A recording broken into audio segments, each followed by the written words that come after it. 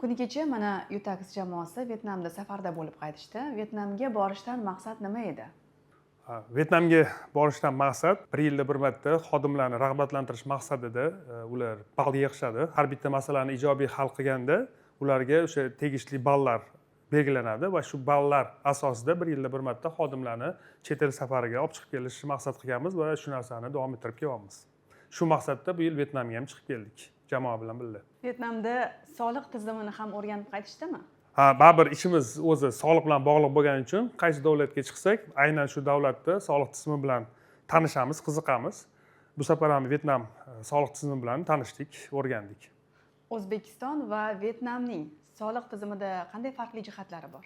Bizdan farqli tarafi ularda har yillik patent to'lovi bor ekan va bu to'lov bir yilda bir marta korxonalar tomonidan qaysi soliq tizimidan qat'iy nazar majburiy to'lov hisoblanar ekan va bu 64-70 dollar atrofida to'g'ri kelar ekan.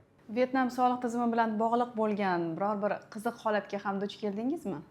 Aynan qiziq holat deganda yer solig'i bilan bog'liq masalada duch keldik. Vyetnam ko'chalarida aylanib yurar ekansiz, beixtiyor bir qiziq holatga duch kelasiz, ya'ni qaysi? Vyetnamda 99% uylar ko'cha tarafga qaragan yuzi ingichka, ya'ni bu 5 yo 7 metr tashkil qiladi birinchi qavati va uzunasiga 3 qavat, 5 qavat, 9 qavatga cho'zilib ketgan bo'ladi va ichkariga kirib ketgani ham bir 10-15 metrga kirib ketgan bo'ladi.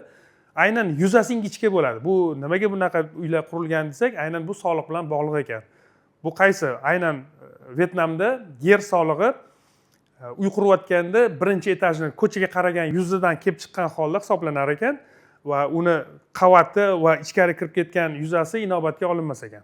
Shu sababdan bu noodatiy hol, hamma uyni ko'rsangiz ingichkanagina uzun bo'lib ketgan bo'ladi. Bu juda qiziq holat va shu narsani biz sizlar bilan bo'lishimiz keldi.